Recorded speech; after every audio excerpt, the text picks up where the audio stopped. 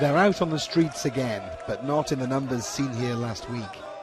Their complaints are wide-ranging: government corruption, high taxes, and a World Cup that's costing billions, money which could be spent on health or education. But as they gathered, President Dilma Rousseff went on TV to try and answer those demands, offering promises to the Brazilian public.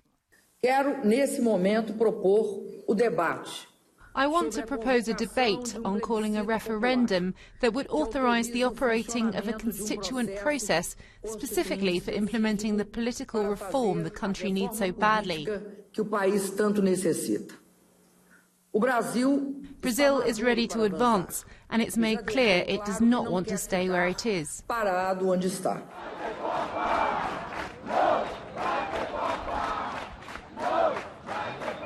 There won't be a World Cup, the protesters have been chanting. Not what you'd expect from a country so crazy about its love for football. A national TV station interviewed Brazil's most famous son, Pelé. But even he seemed to miss the national mood. Now is an important time ahead of the World Cup, he said, without even mentioning the mass protests. He was widely criticised.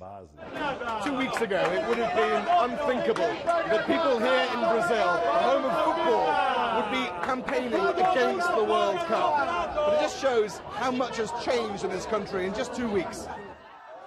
Brazil has won a record 5 World Cups, and there was jubilation when they won the right to host the 2014 competition. But the idea that football is the answer to everything has been changing. Perhaps now it's become clear, that's a soccer game.